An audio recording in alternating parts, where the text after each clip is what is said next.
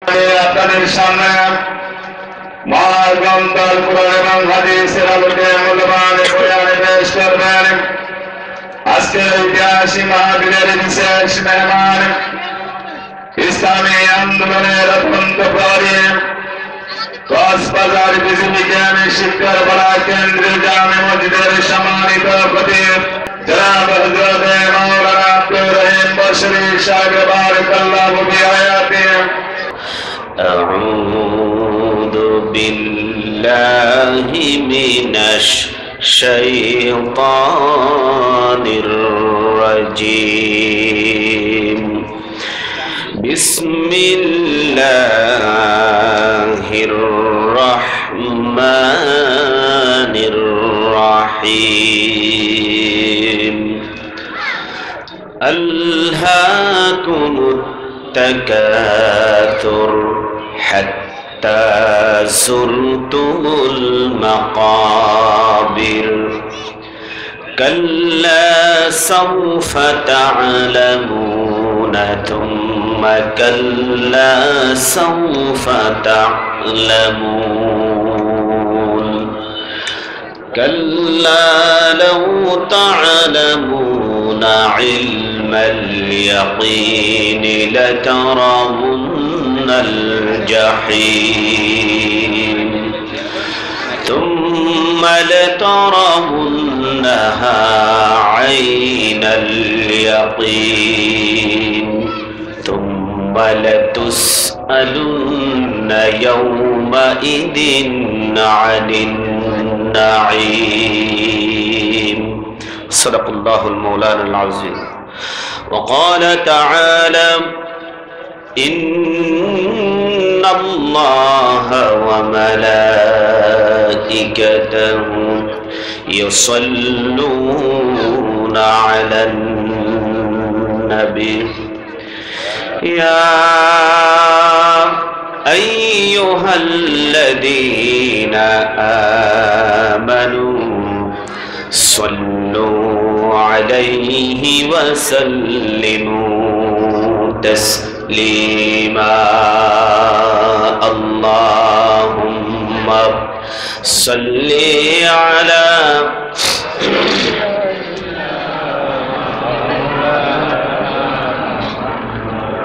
وعلى آل سيدنا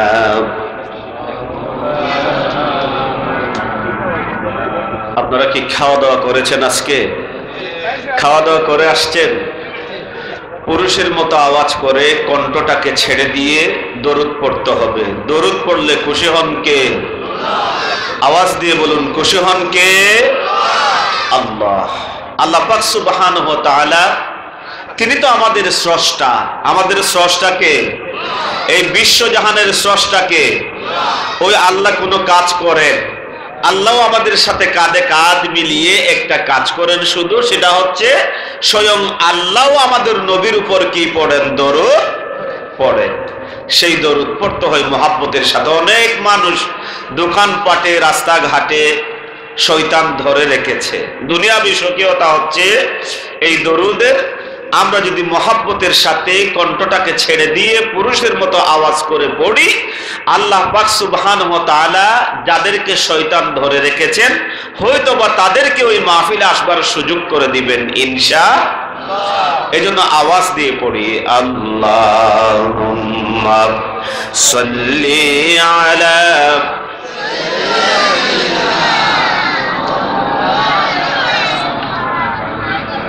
وعلى آل سيدنا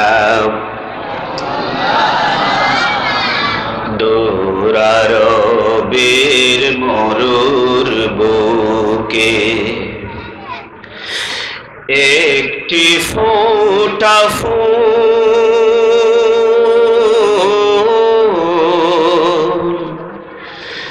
দিন দুঃখীদের বন্ধু সেজে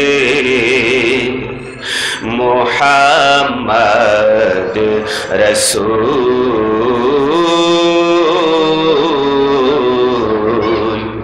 মুহাম্মদ রাসূল আল্লাহুম্মা সাল্লি আলা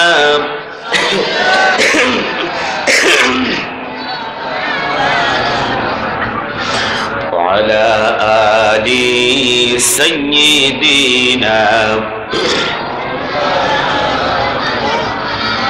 শুনিল ভে চাঁদ সে তারা যার নামেতে মতোয়ারা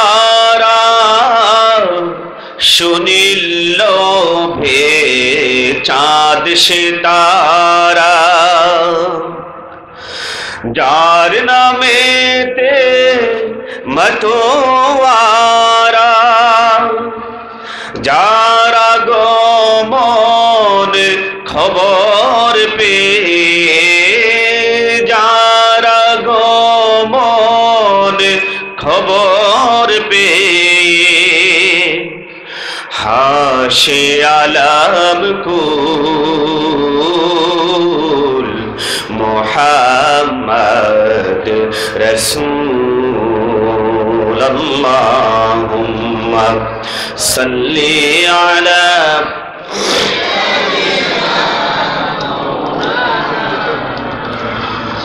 وعلى آل سيدنا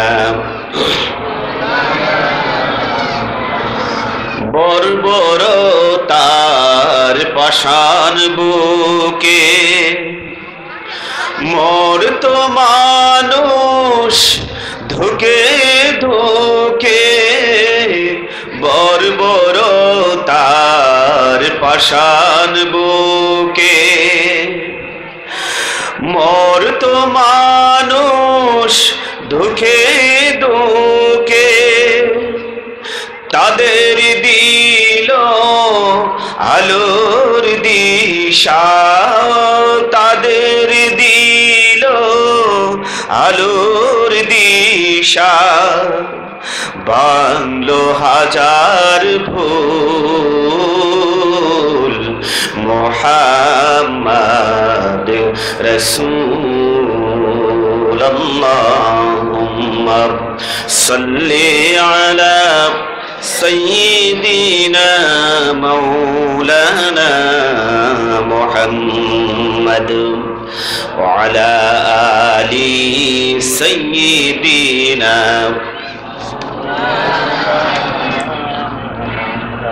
الحمد لله টেকনাফ উপজেলার অন্তর্গত খোয়াইটং মডেল ইউনিয়নের কাঞ্জরপাড়া রাইস মিল স্টেশন ইসলামী যুব কল্যাণ পরিষদ কর্তৃক আয়োজিত 23তম আজকের একদিন ব্যাপী ঐতিহাসিক তাফসীরুল কোরআন মাহফিলে এই অধিবেশনের সম্মানিত সভাপতি জনাব আবুল কাশেম সাহেব হাফিজাহুল্লাহ আতালাল্লাহু উমরা বারাকাল্লাহু ফি হায়াতি আমরা বলি আমিন। আজকের মাহফিলের প্রধান অতিথি 1 নম্বর খোয়াইটং মডেল ইউনিয়ন পরিষদ এর সম্মানিত চেয়ারম্যান, আমাদের সকলের হৃদয়ের স্পন্দন, নীলা মজিদিয়া সিনিয়র মাদ্রাসার সম্মানিত অধ্যক্ষ, জননন্দিত জননেতা জনাব আলহাজ অধ্যক্ষ মৌলানা নূর আহমদ আনোয়ারি সাহেব বারাকাল্লাহু ফি হায়াতি আমরা বলি আমিন। আমার পূর্বে কথা বলেছেন কাঞ্জরপাড়া কেন্দ্রীয় জামে মসজিদের সম্মানিত খতিব ও পেশ ইমাম জনাব মৌলানা সিরাজুল ইসলাম সাহেব। অনেকেই মঞ্চে বসে আছেন, তন্মধ্যে আমার একজন অত্যন্ত প্রিয় ভাই যিনি আপনাদেরকে গান শোনান, তিনারও নাম আজকের সভাপতির নামই নাম, শিল্পী ভাই আবুল কাসেম নূর মীর কাসেম ভাই। আরো অনেকের নাম নেওয়া প্রয়োজন ছিল, যারা উলামায়ে হাদারাত আছেন, আমি নাম জানি না, দুঃখ প্রকাশ করছি, ক্ষমা চেয়ে নিচ্ছি। হাদারাত উলামায়ে কেরাম, খুতবায়ে ইজাম, ইমাম সাহেবগণ, মুয়াজ্জিন সাহেবগণ। আজকের মাহফিলের প্রধান মেহমান আন্তর্জাতিক খ্যাতিসম্পন্ন মুফাসসিরে কোরআন, যিনি অল্প বয়সে দেশের গণ্ডি পেরিয়ে বিদেশেও বাংলাদেশের সুনামকে ছড়িয়ে দিচ্ছেন সুদূর রংপুর থেকে আগত জনাব হযরত মাওলানা সামিউল ইসলাম ফারুকী সাহেব বারাকাল্লাহু ফি হায়াতি। আমরা বলি আমিন। আমার সামনে বসা এতদ অঞ্চলের কোরআন প্রিয়, রসুল প্রিয়, ইসলাম প্রিয় মুরব্বিয়ান ইসলাম, যুবক ভাইরা, ছোট ভাইরা, পর্দার অন্তরালের মুহতারামা মা এবং বোনেরা, মিডিয়া ব্যক্তিবর্গ, বিশেষ করে কাঞ্জরপাড়া ইসরাইল স্টেশন ইসলামী যুব কল্যাণ পরিষদের সকল সদস্যবৃন্দ, আসসালামু আলাইকুম ওয়া রাহমাতুল্লাহি ওয়া বারাকাতুহু। আমরা শুরুতেই মহান মনিবের আলিশান দরবারে কালিমাতুশ শুকর আদায় করছি, যিনি আমাদেরকে ভালোবেসে আগে ভাগে এই কোরআনের মাহফিলে আসবার তৌফিক দান করছেন। অনেক মানুষ আছেন, আপনারা বলুন মাইকিং যতটুকুন হয়েছে, যত পরিমাণ মানুষ জানে আজকের কোরআনের মাহফিলটা হবে, ওই সমস্ত মানুষগুলো যদি মাহফিলে আসতো তাহলে এই প্যান্ডেল সংকুলান হতো কি ভাই?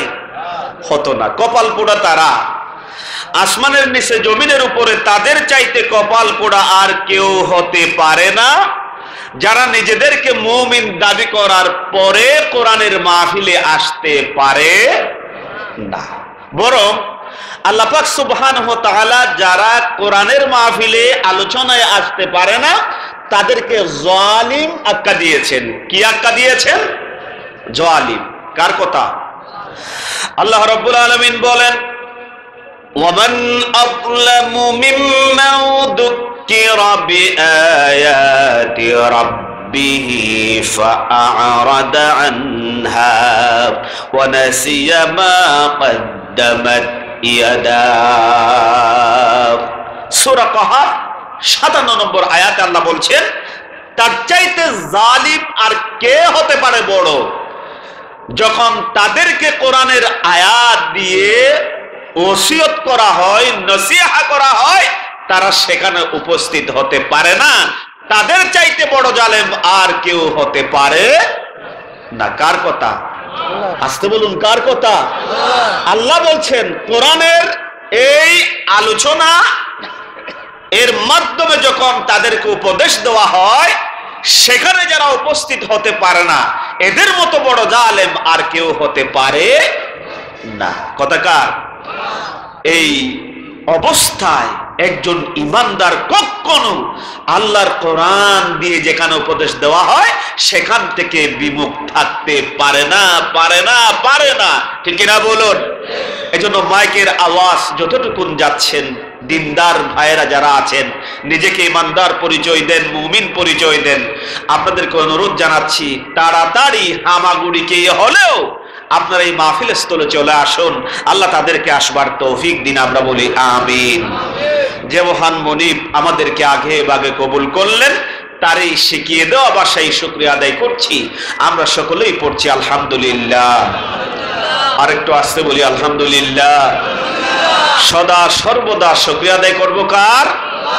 আল্লাহ আমাদেরকে মাহফিলে উপস্থিত করালেন, এজন্য শুকরিয়া আদায় করলাম কার?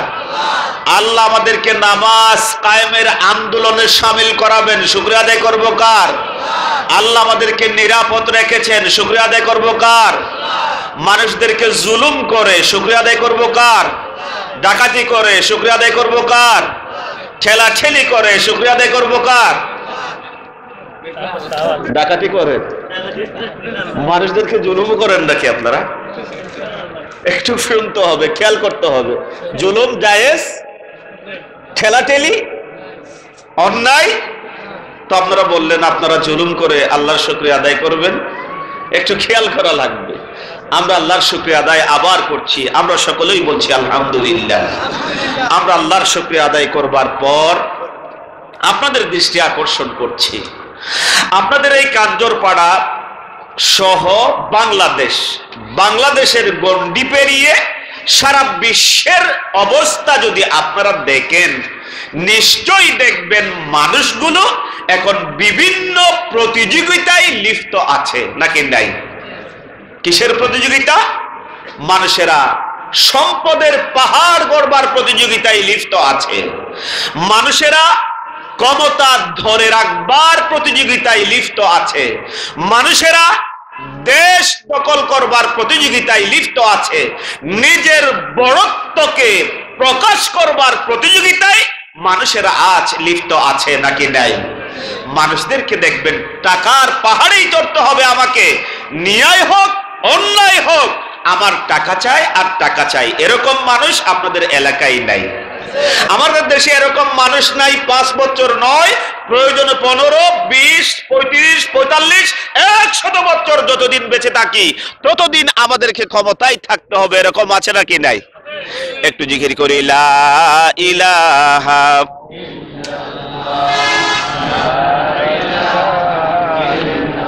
মীর কাসেম ওই যে গিয়ে আছে জেনারেটর, লা ইলাহা লা ইলাহা সুবহানাল্লাহ আলহামদুলিল্লাহ লা ইলাহা, আরো জোরে লা ইলাহা সুবহানাল্লাহ আলহামদুলিল্লাহ লা ইলাহা লা ইলাহা ইল্লাল্লাহু মুহাম্মাদুর রাসূলুল্লাহ সাল্লাল্লাহু আলাইহি ওয়াসাল্লাম। কি বলছিলাম? মানুষেরা প্রতিযোগিতায় আজকে লিপ্ত আছে। যে করে হোক, ন্যায়ভাবে হোক অন্যায়ভাবে হোক, আমাকে সম্পদের পাহাড় গড়তে হবে। ন্যায়ভাবে হোক অন্যায়ভাবে হোক আমাকে চেয়ার দরেই রাখতে হবে। ন্যায়ভাবে হোক অন্যায়ভাবে হোক ভাইয়ের সম্পদ আমাকে শোষণ করতেই হবে। আজকের দুনিয়াতে সেটা কম নাকি বেশি? আওয়াজ দিয়ে বলুন, কম নাকি বেশি? প্রিয় ভাই সব, অবস্থাটা এরকম হয়েছে, আমরা যে আমাদেরকে যে আল্লাহর দরবারে চলে যেতে হবে সেটা আমরা ভুলে গিয়েছি, ঠিক কিনা বলুন? আমি এই বিষয়কে সামনে রেখে আপনাদের সামনে একটি কোরআনুল কারীমের ছোট্ট সূরা তেলাওয়াত করেছি। সূরাটার নাম কি? সূরাতুত তাকাসুর। সূরার নাম কি? সূরাতুত তাকাসুর। আমরা সেই সূরাতুত তাকাসুর আল্লাহ কেন নাজিল করলেন, আল্লাহ এখানে কি বলেছেন, আমাদের এখানে শিক্ষা কি আছে সে বিষয়ে কথা বলবো বিমাশিয়াতিল্লাহি তাআলা। আল্লাহ যদি তৌফিক দান করেন, আপনারাও যদি একটু দোয়া করেন, দোয়া করবেন তো ইনশাআল্লাহ? দোয়া করবেন না কারা কারা? তাড়াতাড়ি একটু হাত তুলেন দেখি। এখনো কথা বুঝে যাচ্ছে না? একটু দোয়া চাই, দোয়া করা লাগবে। যাই হোক প্রিয় ভাই সব, সূরাতুত তাকাসুর, সূরার নাম কি? সূরাতুত তাকাসুর। সূরা এটা হচ্ছে 102 নম্বর সূরা।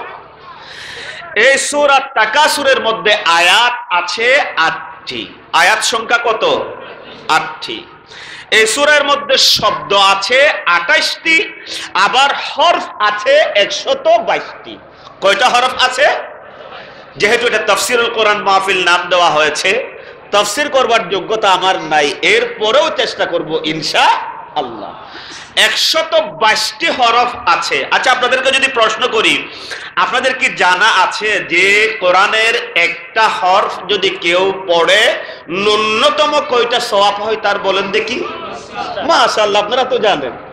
ন্যূনতম কয়টা সওয়াব হয়? 10টা সওয়াব হয়। তাহলে 122টা হরফ সূরা তাকাসুরের ভিতরে আছে। একবার তেলাওয়াত করলে কত সওয়াব হবে? কত হবে? একের জন্য যদি 10 হয় তাহলে 100 এর মধ্যে 1000, আর 22 এর মধ্যে 220, তাহলে 1220টি সওয়াব কেউ যদি সূরাতুত তাকাসুর একবার তেলাওয়াত করে ন্যূনতম সওয়াব হয়। সুবহানাল্লাহ। তাহলে আমরা আবার পড়ি, আউযু বিল্লাহি মিনাশ শাইতানির রাজীম, বিসমিল্লাহির রাহমানির রাহিম, আলহাকুমুত التكاثر حتى زرتم المقابر كلا سوف تعلمون ثم كلا سوف تعلمون كلا لو تعلمون علم اليقين لترون الجحيم ثم لترونها عين اليقين ثم لتسألن يومئذ عن النعيم সাদাকাল্লাহুল মাওলানাল আযীম। এখন আসুন এই সূরার বিষয়বস্তু কি। এই সূরাকে দুই ভাগে ভাগ করা হয়েছে। কয় ভাগে? দুই ভাগে। আপনার 1 থেকে 5 নং আয়াত পর্যন্ত। আয়াত সংখ্যা কত বলেছিলাম? 8টা। ওই 8টা আয়াতের মধ্যে 5টি আয়াতে আল্লাহ পাক সুবহানাহু ওয়া তাআলা যেই কথাগুলো বলেছেন সেটা হচ্ছে যে এই দুনিয়ার মানুষদেরকে প্রাচুর্যের প্রতিযোগিতা, ধন সম্পদের প্রতিযোগিতা, ক্ষমতার প্রতিযোগিতা, বেশি পাওয়ার প্রতিযোগিতা পরকালকে ভুলিয়ে রেখেছে, অথচ সমস্ত মানুষগুলোকে পরকালে আশা লাগবে। ঠিক না বলো? এরপর আল্লাহ রাব্বুল আলামিন শেষের 3টি আয়াতে আমার মুনিব বোঝাচ্ছেন, দুনিয়ার মানুষেরা শোনো, এই দুনিয়ার মধ্যে আমি আল্লাহ রাব্বুল আলামিন তোমাদেরকে যত নিয়ামত রাজি দিয়েছিলাম সব নিয়ামত রাজি সম্পর্কে ওই কিয়ামতের মাঠে আমি জিজ্ঞেস করব, এবং তোমরা যে আমলটুকুন করেছো আমি আল্লাহ রাব্বুল আলামিন সেদিন তোমাদের হাতে ফলাফলগুলো দিয়ে দিব। তাহলে কয় বিষয়ে কথা বলেছে? 2টা। আমরা প্রতিযোগিতা দিয়ে পরকালকে বলে যাচ্ছি, অথচ আমাদেরকে মৃত্যুবরণ করতেই হবে।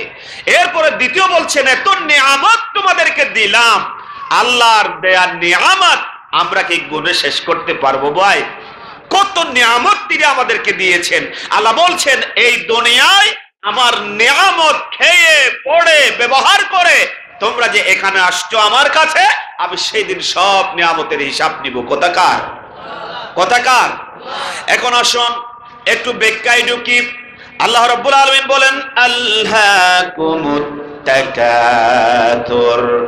মাদ্রাসার ছাত্র যারা আছো, আপনারা যারা শুনছেন, আল্লাহ কোন কোন তাফসীরের মধ্যে এসেছে আল্লাহ মানে হলো আনসা, ভুলে যাওয়া।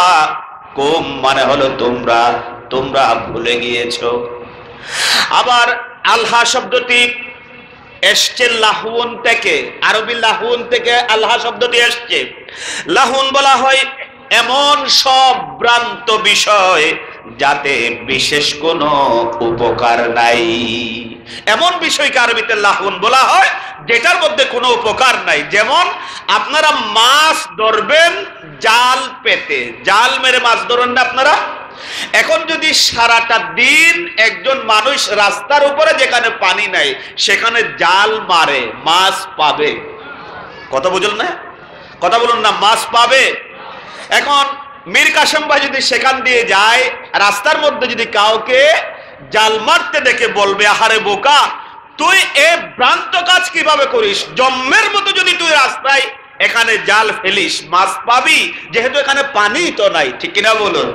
আরবিতে লাহুন বলা হয় সে সমস্ত বিষয় যেটার মধ্যে কোনো কি নাই, উপকার নাই। আল্লাহ রাব্বুল আলামিন এজন্য এই দুনিয়াটাকে লাহুন বলেছেন।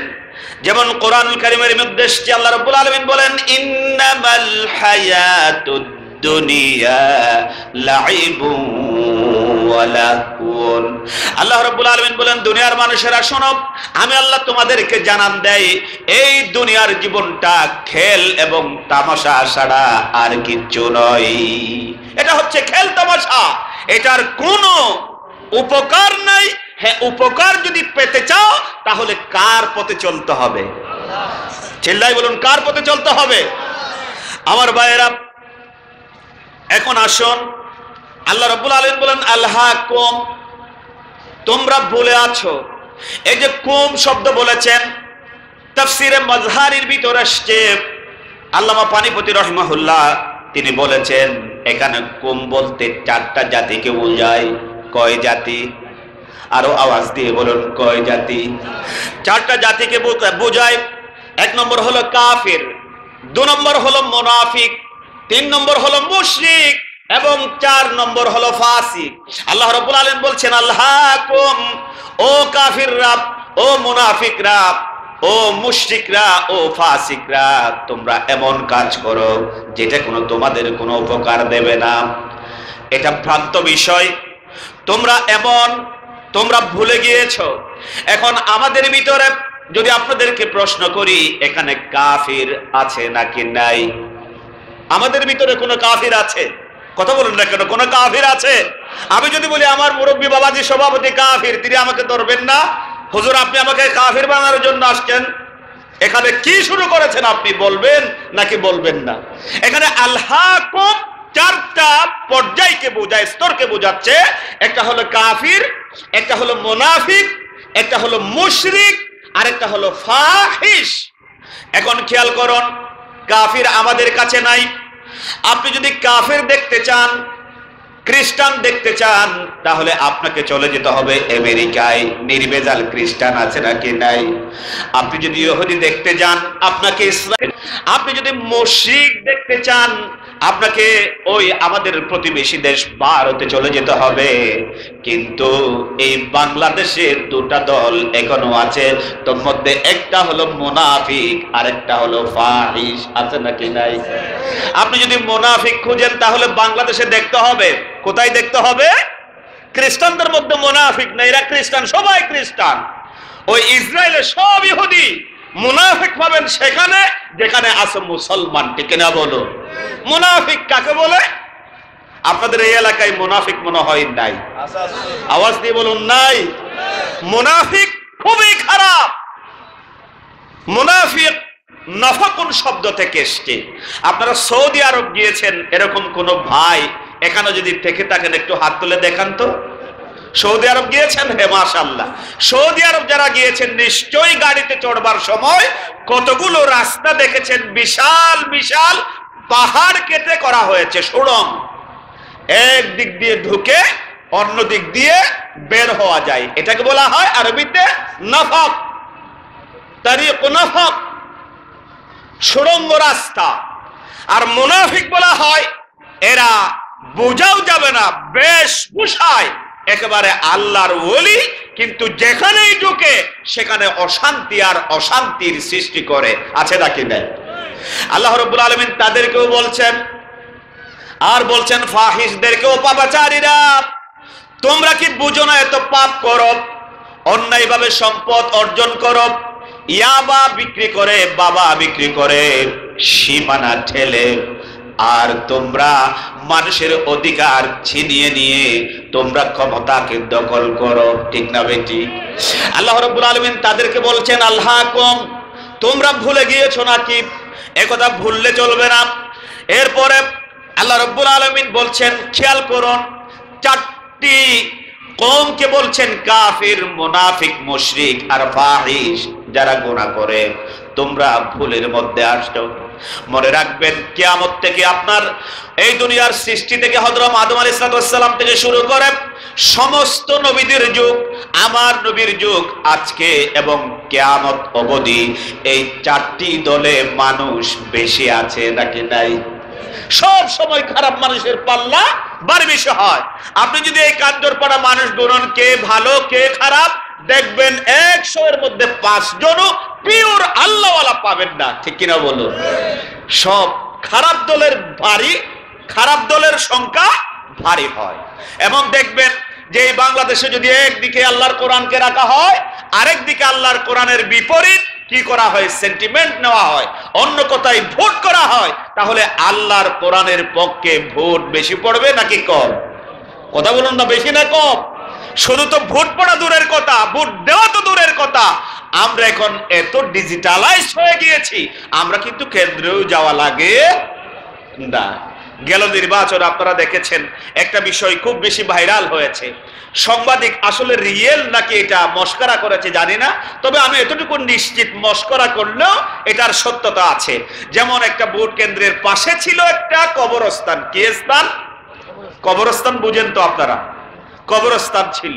এখন রাত্রিবেলায় দেখা যায় দুইজন যুবক কবরস্থানের পাহারা দিচ্ছে। কিসের পাহারা দিচ্ছে? এক সাংবাদিক চলে গেল সেখানে, যে তোমরা এখানে কি করছো গো?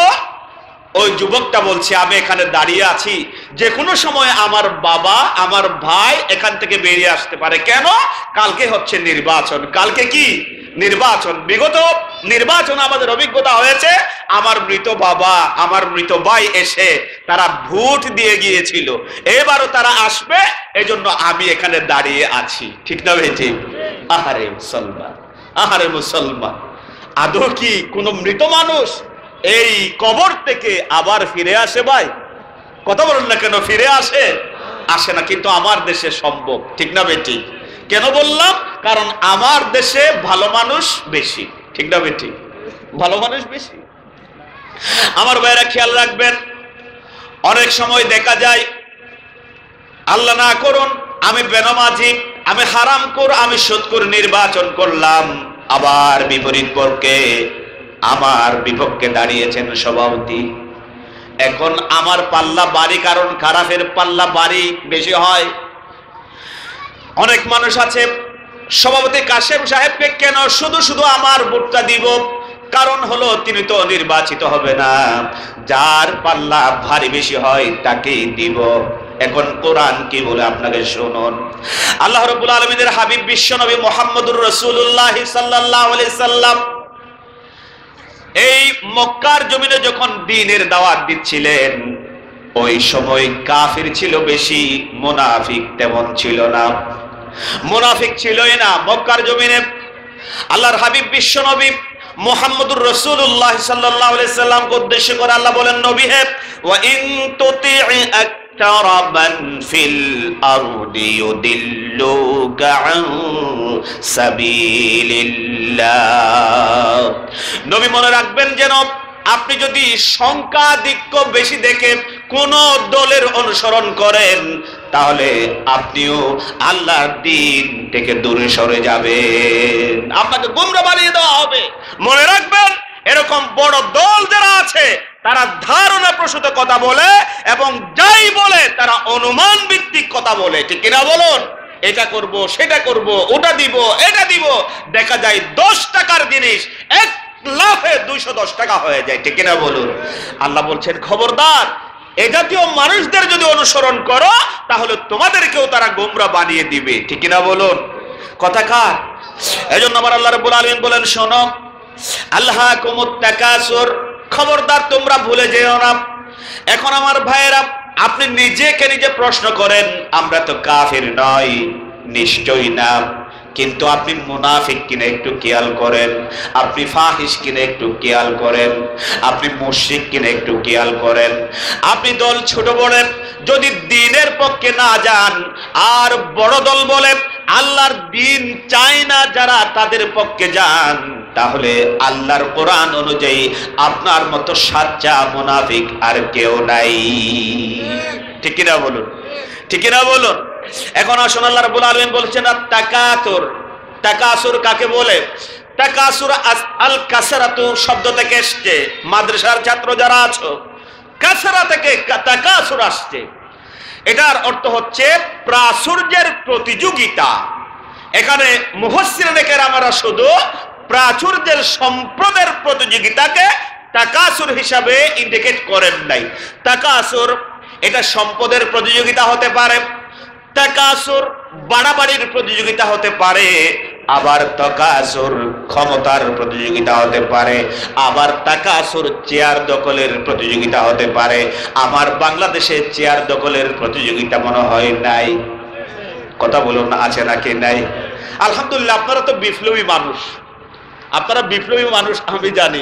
আপনাদের চেয়ার কিন্তু কেউ বাইরে থেকে এসেও দখল করতে পারে না। আপনারা তো ইমানদার, আপনারা তো মুজাহিদ। আলহামদুলিল্লাহ, বলি আলহামদুলিল্লাহ। আমার ভাইয়েরা, আল্লাহ বলেন, আল্লাহাকুমুত তাকাসুর, প্রাচুর্যের প্রতিযোগিতায় তোমরা লিপ্ত হয়ে পরকালকে ভুলে আছো। এখন তাকাসুর দুই প্রকারের হয়, একটা হলো ভালো প্রতিযোগিতা আর আরেকটা হলো খারাপ প্রতিযোগিতা। যেমন খারাপ প্রতিযোগিতা, আপনি আপনার ক্ষমতা আছে বলে আপনি আপনার নিচের মানুষগুলোকে দমিয়ে রেখে সম্পদ কেড়ে নেন। আপনার খারাপ প্রতিযোগিতা হলো যে করেই হোক, যেভাবে হোক, কোটি কোটি টাকা দিয়ে কনভেন্স করে হলেও চেয়ার ধরে রাখতে হবে। এই প্রতিযোগিতা বাংলাদেশে আছে নাকি নাই? যে করেই হোক অবৈধ ব্যবসা করে হলেও আমাকে 20টা বিল্ডিং এর মালিক হওয়া লাগবে, আছে নাকি নাই? আবার বিপরীত পক্ষে ভালো প্রতিযোগিতাও আছে। যতই শীত হোক না কেন, হাড় কাঁপানো, ফজরের আজান যখন দিবে মুয়াজ্জিন সাহেব, আমরা প্রতিযোগিতা করব ফজরের নামাজ বা জামাত আদায় করব। আবার এই প্রতিযোগিতা আছে, আমি যদি যুদ্ধের ময়দানে যাই, জিহাদের ময়দানে যাই, আগেই থাকবো, এরকম প্রতিযোগীও আছে নাকি নাই? এজন্য আল্লাহ রাব্বুল আলামিন কোরআনুল কারীমের ভিতরে এই তাকাসুরকে দুটো ভাগে ভাগ করেছেন। একটা হলো ভালো কাজের প্রতিযোগিতা, নেকির প্রতিযোগিতা, আরেকটা হলো খারাপের প্রতিযোগিতা। আমার আল্লাহ রাব্বুল আলামিন বলেন, দুনিয়ার মানুষেরা শোনো, নেকির প্রতিযোগিতা যদি হয় তাহলে তোমাদের জন্য কোনো পাপ নাই। সুবহানাল্লাহ। আর নেকির প্রতিযোগিতা তোমাদেরকে কখনো পরকাল ভুলে রাখবে না। সুবহানাল্লাহ বলবেন না? সুবহানাল্লাহ বলবেন না? এজন্য আল্লাহ রাব্বুল আলামিন বলেন, ওয়াফি যালিকা ফালইয়াতানাফাসিল মুতানাফিসুন। আল্লাহ রাব্বুল আলামিন জান্নাতের লাভের দিকে উৎসাহিত করে। আল্লাহ বলছেন, মানুষেরা জান্নাত পাওয়ার জন্য প্রতিযোগিতা দিতে থাকুক। আল্লাহু আকবার। আপনারা জান্নাত পাওয়ার জন্য প্রতিযোগিতা দিবেন। আপনি বলবেন না আমি এখানে আগে যাব, যেহেতু এটা আল্লাহর দ্বীন কায়েমের আন্দোলন করে। আপনি বলবেন না মসজিদে আমি আগে যাব, কারণ মসজিদে আগে ঢুকলেই আমার সওয়াব বেশি। আপনি বলবেন না আমি এই মাহফিলে আগে যাব, কারণ এখানে রহমতের ফেরেশতারা চতুর্দিক থেকে ঘিরে বসে আছে। আল্লাহু আকবার। আর মনে রাখবেন, যে প্রতিযোগিতায় আল্লাহ নেই, যে প্রতিযোগিতায় ইসলাম নেই, যে প্রতিযোগিতায় আমার রাসূলের বিরুদ্ধাচরণ করা হয়, যে প্রতিযোগিতায় আমার আল্লাহর কোরআনকে ঘৃণা করা হয়, সেই প্রতিযোগিতায় কোনো ইমানদার যেতে পারে, এটা মনে রাখতে হবে। এটা মনে রাখতে হবে। আমার ভাইয়েরা, সাহাবায়ে কেরাম রাদিয়াল্লাহু তাআলা আনহুম আজমাইনরা প্রতিযোগিতা করতেন। আল্লাহর নবী, বিশ্ব নবী মুহাম্মদুর রাসূলুল্লাহ সাল্লাল্লাহু আলাইহি সাল্লাম বদরের প্রান্তরে চলে গেলেন। কয়জন সাহাবী ছিল? 313 জন মুজাহিদ, বিপরীতে 1000 কাফের সৈন্য। আল্লাহ রাব্বুল আলামিন সারাটি রাত আল্লাহর কাছে দরখাস্ত পেশ করেছেন, আল্লাহ তুমি যদি এই মুমিন মুজাহিদদেরকে বিজয় না দাও, তাহলে তোমাকে আল্লাহ ডাকবার কেউ থাকবে না। এখান থেকে যেই শিক্ষা নিতে হবে, আপনি যদি মানুষ কম হন, পরিপূর্ণ প্রস্তুতি গ্রহণ করবার পর ধর্ণা দেওয়া লাগবে কার কাছে? আরো চিল্লাই বলুন, কার কাছে? আপনি একটা ব্যবসা করবেন, যদি হেজিটেশনে থাকেন ব্যবসা লাভ হবে নাকি লোকসান হবে, আপনি নির্বাচন করবেন, পাস করব নাকি ফেল করব। আপনি একটা মাহফিল করবার জন্য চিন্তা করেছেন, করব নাকি করব না, এরকম হেজিটেশনে ভুগবার কোনো কারণ নাই। আপনি যেটাই করবেন পরিপূর্ণ সিদ্ধান্ত নিয়ে নেবেন, এরপরে আল্লাহর হাতে ছেড়ে দিবেন। নিশিরাতে উঠে আল্লাহকে বলবেন, আল্লাহ আমি আমার সাধ্য মতো চেষ্টা করেছি, বাকিটা তোমার হাতে আমি দিয়ে দিলাম। কবুল করবেন কে? সাহায্য করবেন কে? আল্লাহ রাব্বুল আলামিনের হাবিব দোয়া করলেন, সারা রাত ঘুমান নাই। পরের দিন যুদ্ধ সংগঠিত হয়ে গেল। আল্লাহ রাব্বুল আলামিন 313 জন মুজাহিদ বাহিনীর হাতে বিজয় তুলে দিলেন। আল্লাহু আকবার। তারা মদিনার মধ্যে চলে আসলেন। এত খুশি হলেন আমার নবী আল্লাহর পক্ষ থেকে সাহাবীদেরকে ঘোষণা দিলেন, ও আমার সাহাবীরা, ইমালু মা শি'তুম ফাকাদ গাফারতু লাকুম, তোমাদের যা ইচ্ছা তাই করো, আমি নবী আল্লাহর পক্ষ থেকে তোমাদের জন্য সুসংবাদ দিয়ে দিলাম। তোমরা যাই করো না কেন, আল্লাহ রাব্বুল আলামিন তোমাদেরকে মাফ করে দিবে। এখন দুনিয়ার একটা নীতি হলো, নিয়ম হলো, দুই রাষ্ট্রের ভিতরে যদি যুদ্ধ বাঁধে তাহলে পরাজয় যারা বরণ করেন তাদের নারীগুলোকে নির্যাতন করা হয়, তাদের সম্পদগুলোকে কেড়ে নেওয়া হয়, এরপরে বিজয় দিবস পালন করা হয় অশ্লীলভাবে। আল্লাহ নবী বললেন তোমাদের যা ইচ্ছা তাই করো, তোমরা বিজয় উল্লাস করতে পারো। আল্লাহর নবী বললেন, সাহাবীরা কি করলেন একটু খেয়াল করুন। আমার ভাইরা, হায়াতুস সাহাবা কিতাবের মধ্যে এসেছে, তাফসীরের ভিতরে এসেছে, আল্লাহর নবীর এই ঘোষণা পাওয়ার পর কতগুলো সাহাবী ঘরের ভিতরে ঢুকলেন, জায়নামাজ বিছালেন আর সিজদায় পড়ে গেলেন। আর কিছু সাহাবী মসজিদে নববীর ভিতরে ঢুকে তাদের কপালটাকে আল্লাহর জন্য নইয়ে দিলেন। আল্লাহ রাব্বুল আলামিন এর জন্য বলছেন, ইন্নাহুম কানু ইউসারিউনা ফিল খায়রাতি ওয়া ইয়াদউনানা রাগাবান ওয়া রাহবা। ইমানদারদের বৈশিষ্ট্য হলো এরকম, তারা ভালো কাজের মধ্যে প্রতিযোগিতা দেয়, জিহাদ করবার জন্য প্রতিযোগিতা দেয়, ইসলামে আন্দোলন করবার জন্য প্রতিযোগিতা দেয়, আর ভয় এবং আশা নিয়ে তারা আল্লাহকেও ডাকতে থাকে। সুবহানাল্লাহ। এজন্য আমার আল্লাহ বলেন, দুনিয়ার মানুষেরা আল্লাহকুমুত তাকাসুর, খবরদার তোমরা ভুলে যেও না এই সংখ্যাধিক্য, এই প্রাচুর্য, এই সম্পদের লোভ তোমাদেরকে শেষ করে দিবে। খবরদার তোমরা এইগুলো করিও। কথা কার? আপনারা কোন দিকে তাকাচ্ছেন? একটু আমার দিকে তাকান। সুবহানাল্লাহ, আলহামদুলিল্লাহ, আরো জোরে লা ইলাহা, আরো জোরে লা ইলাহা, লা ইলাহা ইল্লাল্লাহু মুহাম্মাদুর রাসূলুল্লাহ। তাহলে যেগুলো পুণ্যের কাজ সেখানে প্রতিযোগিতা দিবেন, কোনো পাপ নাই। অন্যায় কাজ প্রতিযোগিতা দিবেন, আখিরাত ভুলে যাবেন, আল্লাহর ভয় আর থাকবে। তার মানে হলো আধিক্যের প্রতিযোগিতা যদি অন্যায় উদ্দেশ্য হলে সেটা গুনাহ, আর যদি সওয়াবের উদ্দেশ্য হয় তাহলে সেটাতে কোনো পাপ নাই। এজন্য কবি বলেন, ওয়ালাস্তাবিল আকতারি মিনহুম হাসসা, ওয়ালাস্তাবিল আকতারি মিনহুম হাসসাব ওয়া ইন্নামাল ইজ্জাতু লিল কাতির। সম্পদ গণনায় তুমি অন্যের চাইতে অধিক লাভ করো, তুমি ক্ষমতার মধ্যে অনেক বড় হও, বড় নেতা হও, এখানে তোমার কোনো সম্মান নাই, বরং সম্মান হচ্ছে তুমি কত বড় দিনদার, তুমি কত বড় ইমানদার, কি শিখেছো এবং কি শিখিয়েছো, এটাতেই তোমার সবচেয়ে সম্মান বেশি। সুবহানাল্লাহ। আমার বাইরে এখন আসুন, এই যে আল্লাহ রাব্বুল আলামিন বলছেন আল্লাহকুমুত তাকাতুর, প্রাচুর্যের প্রতিযোগিতা তোমাদেরকে ভুলে রাখছে ওই পরকালের জবাবদিহিতা। এই আয়াত আল্লাহ কেন নাজিল করলেন? আপনি যতই তাফসীর দেখবেন, এটা নাজিল হওয়ার পিছনে দুটা কারণ আছে। নাজিল বুঝেন তো? এই সূরাটা নবীর উপর কেন আল্লাহ রাব্বুল আলামিন পাঠালেন? কারণটা হলো, হযরতে কালবী রাহিমাহুল্লাহ বলেন, কুরাইশ শাখা গোত্র, তিনটা গোত্র ছিল। একটা হলো বনু আব্দে মানাফ, আরেকটা হলো বনু কুসাই, আরেকটা হলো বনু হাশিম। আমি যখন এই সূরার তাফসীর পড়ি, আমার মনে হয় যেন আল্লাহ রাব্বুল আলামিন এই সূরাটা বাংলাদেশে এখন নাজিল করছেন বর্তমান প্রেক্ষাপটে। আমার দেশেও অনেক দল আছে নাকি নাই? কথা বলুন, অনেক দল আছে নাকি নাই? অনেক দল আছে, আমি দলের নাম নিচ্ছি না। এই দল, ওই দল, ওই দল, সেই দল, এত বেশি বাড়াবাড়ি করি, আমরা প্রতিযোগিতা দেই ক্ষমতার জন্য, যে আমরা প্রয়োজনে একজন মানুষকে পরপারে পাঠিয়ে দিতেও কোনটা বোধ করি, কোনটা বোধ করি?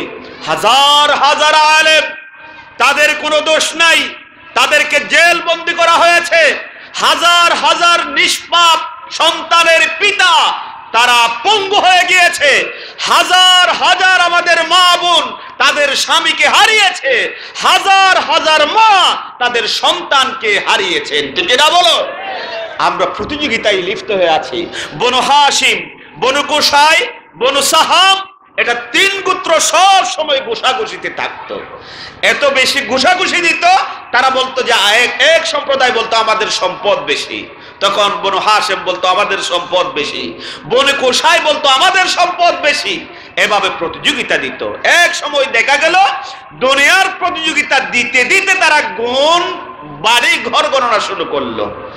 বনু হাশেম, বনু কোসাই, বনু আব্দে মানাফ, দেখা গেল বাড়ি গুনতে গুনতে গুনতে বনু আব্দে মানাফ দল যেটা ছিল সেটার 3টা ঘর বেশি পাওয়া গিয়েছে। তখন বনু সাহাম বলে না, আমরা আবার গুনবো। গুনতে গুনতে গুনতে এক পর্যায়ে কবরস্থানে চলে গেল। কবরস্থানে চলে গিয়ে বলে এটা আমাদের নেতার কবর, ওটা আমাদের ওটার কবর, ওটা আমাদের ওটার কবর। কবর শুদ্ধ গুনে গুনে শেষ পর্যন্ত বনু সাহাম বলে দেখছো আমাদের নেতাও অনেক বড় ছিল। নাউজুবিল্লাহ। আমার দেশে সেই অবস্থা বর্তমানে আছে নাকি নেই? আহারে, মুশরিকরা কবর পূজা করে, আমরাও পুষ্পমাল্য দিয়ে বিশেষ বিশেষ দিনে কবরকে সম্মান জানাতে গিয়ে আল্লাহর সাথে শিরক করা হচ্ছে কিনা বলুন? আমরা বলি এই নেতা, অমুক নেতা, তমুক নেতা। যখন এই 3 গোত্রের এই অবস্থা হলো, আল্লাহ সূরা তাকাসুর নাজিল করলেন। আমার মনে হয় যেন আজ বাংলাদেশে এই সূরা আল্লাহ রাব্বুল আলামিন আজকে আমাদের জন্য নাজিল করছেন, ঠিক কিনা বলুন? প্রিয় ভাই সব, প্রিয় ভাই সব, আজকে আমরা এত বড়াই করি, আমরা বলি আমার দেশ, আমার দেশ, আমার বাবার দেশ, আমাদের ওই অমুক, আমাদের এই তমুক। মনে রাখতে হবে আপনার দেশ, আপনার বাবার দেশ, আপনার অমুক, আপনার তমুক কিয়ামতের মাঠে আপনার জন্য কিচ্ছু করতে পারবে? কথা বলুন, পারবে?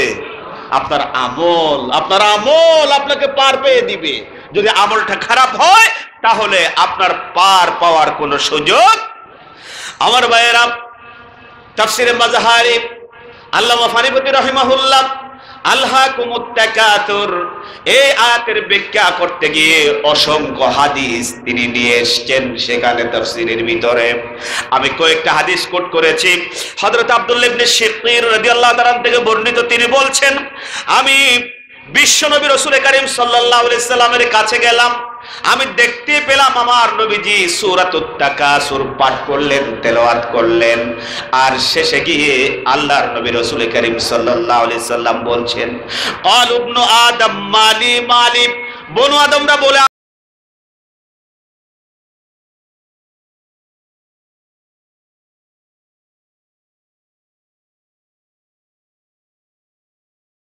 আমার সম্পদ, আমার সম্পদ, আমার টাকা, আমার এলাকা, আমার দেশ, আমার বাবার দেশ। আছে নাকি না?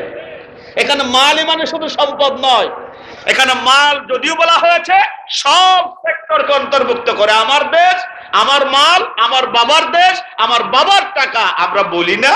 আমাদের দলের মানুষগুলো বলে না?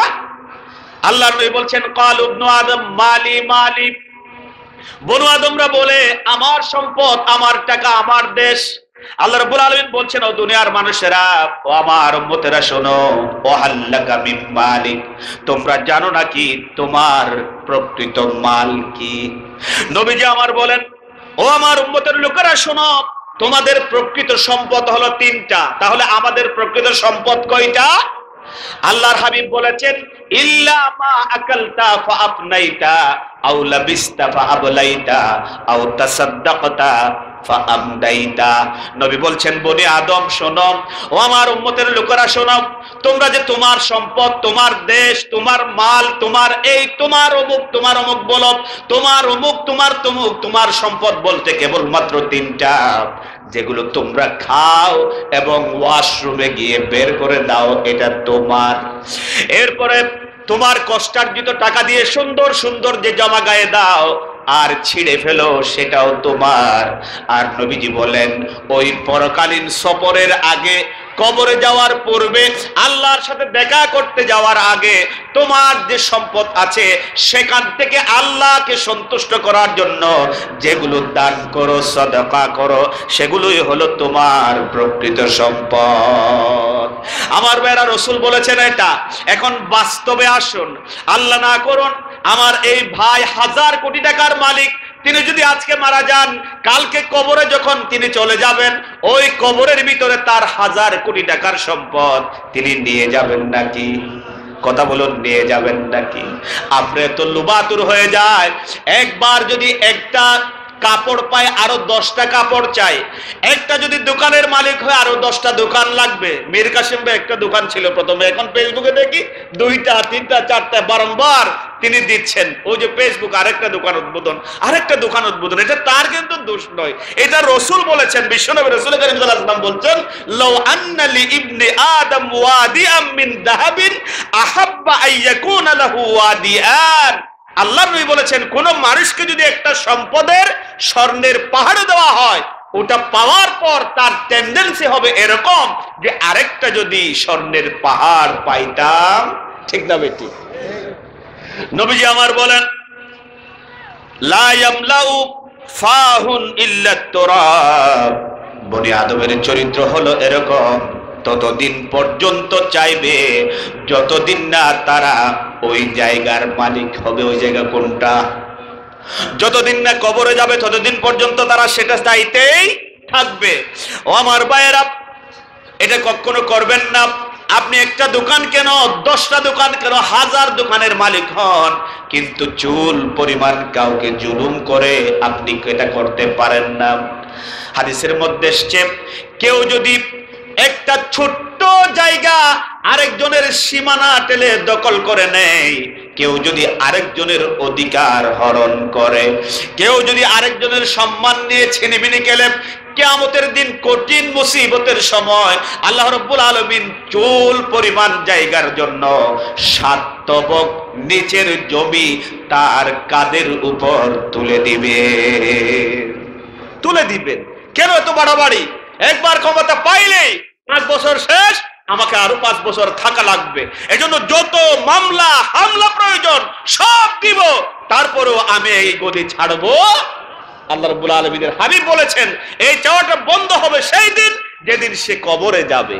আল্লাহর রাসূল উৎসাহিত করছেন না, বরং তিরস্কার করছেন অবৈধ পন্থায়, অন্যায় পন্থায় যারা এটা করে। কারণ কি? পরবর্তী হাদিস শুনেন। তাফসীরের মধ্যে 22 সিরিয়াল আনছেন আল্লামা ফানি হুদি রাহিমাহুল্লাহ। এই হাদিসটার পরপরেও তিনি আরেকটা হাদিস কোট করেছেন। ক্বালান নবী সাল্লাল্লাহু আলাইহি সাল্লাম, ইন্নাল্লাহা আওহা ইলাইয়া আন তাওয়াদউ হাত্তা লা ইফতাখিরু আহাদুন আলা আহাদিন ওয়া লা ইয়াবগি আহাদুন আলা আহাদিন। আমার নবী বিশ্বনবী রাসূল কারীম সাল্লাল্লাহু আলাইহি সাল্লাম বলছেন, আমার উম্মতের লোকেরা খবরদার, ইন্নাল্লাহা আওহা ইলাইয়া, আমার আল্লাহ আমার নিকট ওহী করেছেন, দুনিয়ার মানুষেরা তোমরা একজন আরেকজনের জন্য বিনয়ী হয়ে যাও। কি হয়ে যাও? বিনয়ী হয়ে যাও। দেখো, সালাম দাও, অধিকার আছে দিয়ে দাও, যতদূর পারো সম্মান করো, কখনো অহংকার করবে না, আর কেউ কারো উপর সীমানা টেলবে না, জুলুম করবে না। আমার ভাইয়েরা, এজন্য আল্লাহ রাব্বুল আলামিন বলছেন, দুনিয়ার মানুষেরা, আল্লাহকুমুত তাকাতুর, যেটা কোনো কল্যাণ দেয় না, সেটাতে প্রতিযোগিতা নাই। আর সংখ্যাধিক্যের প্রতিযোগিতা দিতে গিয়ে, ক্ষমতার প্রতিযোগিতা দিতে গিয়ে, সম্পদের প্রতিযোগিতা দিতে গিয়ে অবৈধ পন্থায় আয় করো না, বলো যে না যেন তোমাদেরকে আমার কাছে ফিরে আসতে হবে। এরপর আল্লাহ রাব্বুল আলামিন বলেন, হাত্তা জুরতুমুল মাকাবির, হাত্তা জুরতুমুল মাকাবির। ওই যে 3টা সম্প্রদায় প্রতিযোগিতা দিতে দিতে কবর পর্যন্ত গিয়েছিল, মনে আছে? কয় গোত্র? বনু কুরাইশ 3টা শাখা প্রতিযোগিতা দিতে দিতে কবর পর্যন্ত গিয়েছিল, যেমনি ভাবে আমরাও যাই। আল্লাহর হাবিব বিশ্বনবী রাসূল কারীম সাল্লাল্লাহু আলাইহি সাল্লাম এই আয়াতের অনেক ব্যাখ্যা দিয়েছেন। আমি সেদিকে যাচ্ছি না, কারণ হলো সময় মনে হয় বেশি পাবো না। আমার ভাইরা, হাত্তা জুরতুমুল মাকাবির, একটু খেয়াল করেন। আল্লাহ রাব্বুল আলামিন বলছেন জুরতুম, কি বলেছেন? জুরতুম মিনাজ জিয়ারা, আমরা যাই কবরে কি করতে? কথা বলুন না কেন? কি করতে যাই? জিয়ারত করতে যাই। আমরা কবরে কি জন্য যাই? জিয়ারত করতে যাই। অনেক মানুষকে বলতে শোনা যায় যে কবর শেষ, এর করতে করতে করতে কবরে চলে গেল, এই শেষ জায়গায় চলে গেল। কবর কিন্তু আসলে শেষ জায়গা নয়। কবর এটা শেষ জায়গা নয়, এটা মনে রাখবেন। বরং কবর হচ্ছে একটা স্তর, একটা মঞ্জিল, কবর আমাদের কিন্তু শেষ জায়গা নয়, কবরের পরেও আরেকটি জায়গা আছে। আমরা বলি জিয়ারতে যাচ্ছি। জিয়ারা বলা হয় এমন স্থান যেটার সাথে সাক্ষাৎ করবার পর আবার আপনি মূল জায়গায় ফিরে আসেন। যেমন আপনি যদি জিয়ারত করতে যান, জিয়ারত শেষ, ওই কবরের ভিতরে কি ঢুকে পড়বেন? কথা বলুন, ঢুকে পড়বেন? নিশ্চয়ই নয়। আপনি আবার আপনার মূল জায়গা, আপনার ঘরে চলে আসবেন। আল্লাহ বলেছেন হাত্তা যুরতুমুল মাকাবির, শেষ পর্যন্ত তারা কোথায় চলে যায়? কবরে চলে যায়, কবর জিয়ারত করে। আল্লাহ রাব্বুল আলামিন বলেন ওয়া মিন ওয়ারাইহিম বারযাখুন ইলা ইয়াউমি ইউবআতুন, তাদের জন্য রয়েছে বারযাখ। ওই বারযাখের সময় হলো ইলা ইয়াউমি ইউবআসুন। ইউবআসুনের ব্যাখ্যা হলো কিয়ামত পর্যন্ত, কিয়ামত সংঘটিত হবে। আমার ভাইরা, দুনিয়ার মধ্যে যত মানুষ এসেছিল, যত মানুষ আছে এবং যত মানুষ কিয়ামত অবধি আসবে, আমাদের একটা সূচি আছে সফরের। কিসের? আমরা যখন পিকনিকে যাই, কোনো প্রতিষ্ঠান যখন পিকনিকে যায়, শিক্ষা সফরে যায়, টিচাররা, শিক্ষকরা আগে একটা সময় সূচি ঠিক করে নেয়। 9টায় গাড়িতে উঠবো, 11টায় বিচ্ছে যাব, সেখান থেকে 12টায় রওনা দিব, সেখান থেকে নাইকনছড়ি লেকে যাব, আবার এইটাই আসরের সময় সাফারি পার্কে যাব। এরকম একটা সফর সূচি করা হয় নাকি হয় না?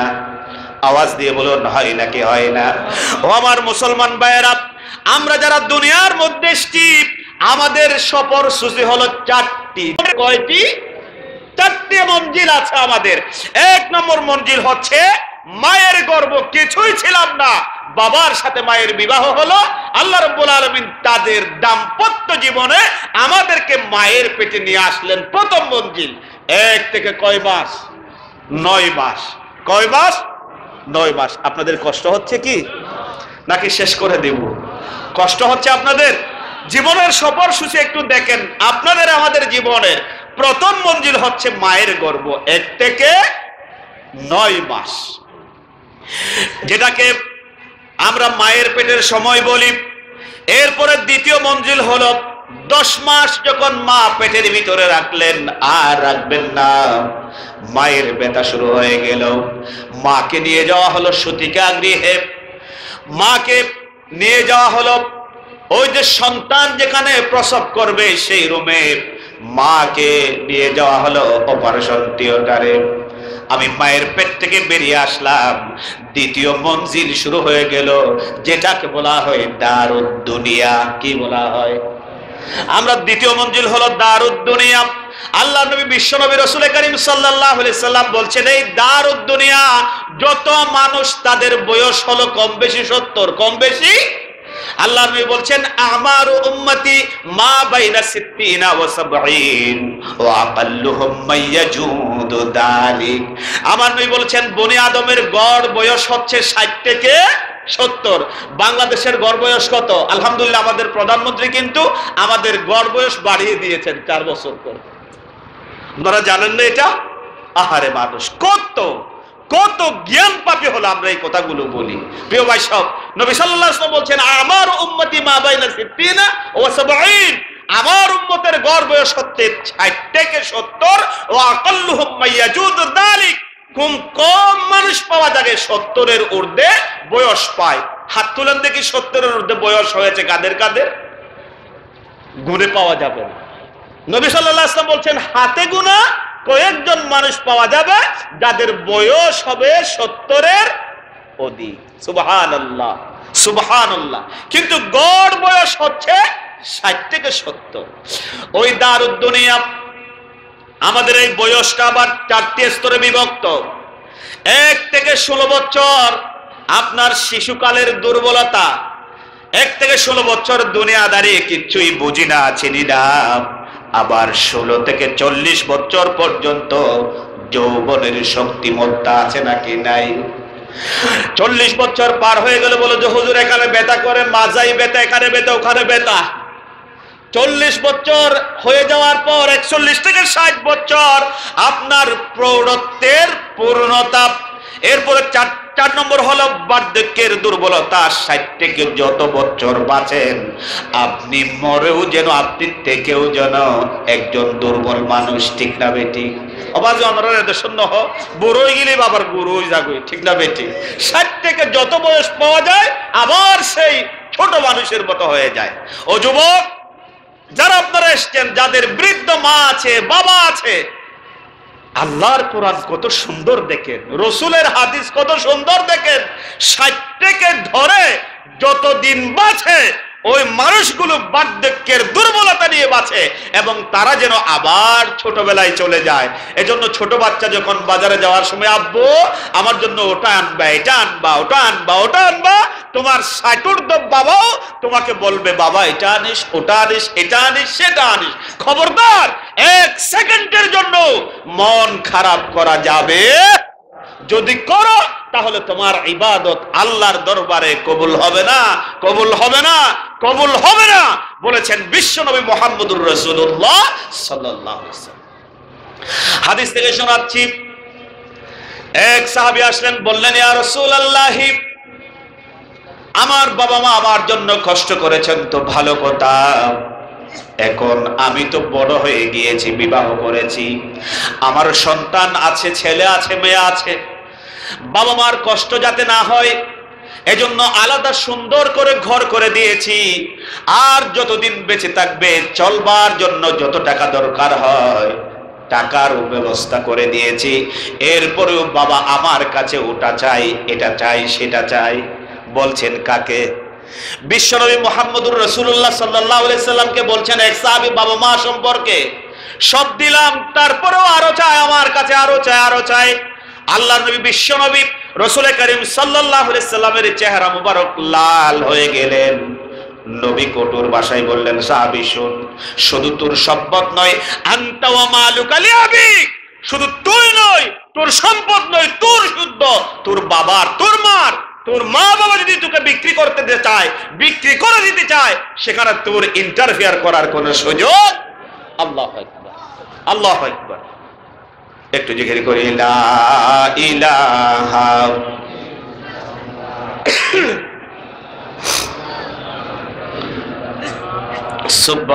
সুবহানাল্লাহ, আলহামদুলিল্লাহ, লা ইলাহা, আরো জোরে, লা ইলাহা। পাকের গানে গানে হাওয়ারে টানে টানে ওই নামেরই সুর শোনা যায়, ওই নামেরই সুর শোনা যায়। দেই যে নীরব সাড়া, লা ইলাহা, আরো জোরে, লা ইলাহা সুবহানাল্লাহ, আলহামদুলিল্লাহ, লা ইলাহা, লা ইলাহা, লা ইলাহা ইল্লাল্লাহু মুহাম্মাদুর রাসূলুল্লাহ। আমার ভাইয়েরা, জীবনের সবার ছুটি হলো 4টি। প্রথম নম্বর হচ্ছে মায়ের পেট, 1 থেকে 10 মাস। এরপরে দারুল কারার, দারুদ দুনিয়া, দুনিয়ার মধ্যে আসলাম 3য় মঞ্জিল। এই দুনিয়ার সফরের 2য় মঞ্জিল হলো দারুদ দুনিয়া, আমাদের হায়াতের 2য় সফর। এরপরে 3য় সফর হলো দারুল কবর, ওই কবরস্থান, ওই যে কবর, মাকবারা।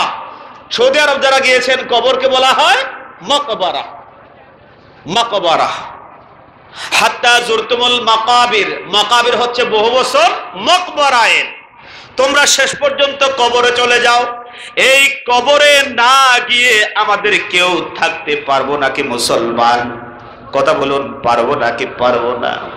আমার আল্লাহ বলছেন, এত অহংকার, এত বাড়াবাড়ি কি তোমরা কেন করো? পরকাল বলে যাও, এত বেশি বাড়াবাড়ি করো, পরকালকে বলে যাও। হাত্তা জুরতুমুল মাকাবির, শেষ পর্যন্ত জিয়ারত করো, কবর পর্যন্ত, কবরে চলে যাও। এটা হলো 3য় মঞ্জিল। এরপর আমাদের শেষ ঠিকানা হলো দারুল কারার। যখন কিয়ামত সংঘটিত হবে, মানুষগুলোকে 3 ভাগে ভাগ করা হবে। জান্নাতে দেওয়া হবে, স্থায়ী ঠিকানা হিসাবে জাহান্নামে দেওয়া হবে। আল্লাহ রাব্বুল আলামিন আমাদের সবাইকে জান্নাতুল ফিরদাউসের আলা মাকাম নসিব করুন, আমরা বলি আমিন। আরো চিল্লাই বলি আমিন। আমার ভাইরা, অনেকেই কবরকে শেষ ঠিকানা বলে থাকেন, এটা কিন্তু ভুল। আমাদের শেষ ঠিকানা হলো জান্নাত, ইমানদারের শেষ ঠিকানা হলো জান্নাত, কাফিরদের শেষ ঠিকানা হলো জাহান্নাম, মুনাফিকের শেষ ঠিকানা হলো জাহান্নাম, ফাহিশের শেষ ঠিকানা হলো জাহান্নাম, আর ইমানদারের শেষ ঠিকানা জান্নাত। এই কবরটা হলো আমাদের তৃতীয় মঞ্জিল। আল্লাহ রাব্বুল আলামিন সেটার সমর্থন বলেন, ইলাল্লাহি মারজিউকুম জামিআ ফায়ুনাব্বিউকুম বিমা কুনতুম ফীহি তাখতালিফুন। আমার আল্লাহ বলেন, তোমাদের সবাইকে আমার কাছে ফিরে আসতে হবে। কার কাছে ফিরে আসতে হবে? আল্লাহ রাব্বুল আলামিন বলেন, ফায়ুনাব্বিউকুম বিমা কুনতুম ফীহি তাখতালিফুন। আর সেদিন দুনিয়ার মধ্যে যে তোমরা বাড়াবাড়ি করতা, মতবিরোধ করতা, আমি আল্লাহ রাব্বুল আলামিন এক এক এক করে সব তোমাদেরকে জানিয়ে দিব। কথাকার, আজকে চুরি করেন সমস্যা নাই, আজকে ডাকাতি করেন তো করছেন, আজকে মানুষের অধিকার নিয়ে ছিনিমিনি করছেন তো করছেন, 1000 কোটি টাকার মালিক বনছেন তো বনেন। আর 1 বছর নয়, 5 বছর নয়, আগামী 40 বছর ধরে রাখেন, 40 সাল পর্যন্ত ধরে রাখেন, সমস্যা নাই। কিন্তু আল্লাহ রাব্বুল আলামিন বলেন, আমার কাছে একদিন ফিরবি, সেদিন আমি তোকে কি কি করেছিলি সব খবর জানিয়ে দিব। কথাকার, আরে চিল্লাই বলুন কথাকার। পার পাওয়ার কোনো সুযোগ নাই। এই কবর মহা ভয়াবহ, কবরে যেতে হবে, কবরে যেতে হবে। হযরত উসমান বিন নূরাইন রাদিয়াল্লাহু তাআলা আন, তিনি যখন মকবরের নিকট দিয়ে যেতেন, কবরস্থানের নিকট দিয়ে যেতেন, যদি সওয়ারের উপর থাকতেন তিনি নেমে পড়তেন, জায় নামাজ বিছিয়ে দিতেন, 2 রাকাত নামাজ পড়তেন। এরপরে চোখের পানি এত বেশি কাঁদতেন, তার দাড়ি ভিজে যেত, কাপড় ভিজে যেত। সঙ্গীয় সাহাবী যারা থাকতো তারা বলতেন, ও ওসমান, আপনি জান্নাতের কথা বললে তো কাঁদেন না, জাহান্নামের কথা শুনলে তো কাঁদেন না, মা মরেছে, বাপ মরেছে তো কাঁদেন নাই, কিন্তু আপনি এই কবরস্থান দেখলে, কবর দেখলে এত বেশি কাঁদেন, কারণটা কি? হযরত উসমান রাদিয়াল্লাহু তাআলা বলেন, আমি আমার নবীকে বলতে শুনেছি, ইন্নাল কবরা আউয়ালু মানাজিলিল আখিরা ফা ইন্নাজা মিনহু ফামা বাদাহু আইসার মিনহু। আমার নবী বলেছেন, কেউ যদি এই কবরের মধ্যে যায় আর ওই কবরের ভিতরে ধরা খেয়ে যায়, তাহলে তার পরবর্তী মঞ্জিলটা কঠিন হয়ে যাবে, জান্নাতে যেতে পারবে না। আবার কেউ কবরে যাওয়ার পর ওই কবরটা যদি তার জন্য সহজ হয়ে যায়, একেবারে জান্নাতে যাওয়া পর্যন্ত তার আর কোনো কষ্ট থাকবে না। এজন্য আমি কবর দেখলে তো বেশি কাঁদি। না জানি আমি উসমান কি আমল করতে পেরেছি, এই কবর যদি আমাকে ধরে, আল্লাহ রাব্বুল আলামিন এই মঞ্জিলে যদি আমাকে ধরে, তাহলে আমি উসমান আমার ভয় হয়, আমি তো জান্নাতে যাইতে পারবো না। ও আমার ভাইরা, হযরত উসমান বিন নূরাইন রাদিয়াল্লাহু তাআলা আন, তার চিন্তা যদি এরকম হয়, আমি সলিমউদ্দিন, আমরা কলিমউদ্দিন, আমরা আব্দুর রহিম, আব্দু সুবহান, আমাদের কি দশা হবে একটু খেয়াল করেছেন কি? একটু খেয়াল করেছেন? হযরত উসমান বিন নূরাইন জান্নাতের সুসংবাদ প্রাপ্ত একজন সাহাবী, তিনি বলছেন, এই কবর যদি আমাকে ধরে কবরে, তাহলে আমার পরবর্তী সব মঞ্জিলগুলো আমার জন্য কঠিন হয়ে যাবে। এজন্য আমার ভয় হয়, আল্লাহ যাতে আমাকে এই কবরে না ধরে, দেখলেই ভয় লাগে, আমি কাঁদি। একটু জিকির করেন, লা ইলাহা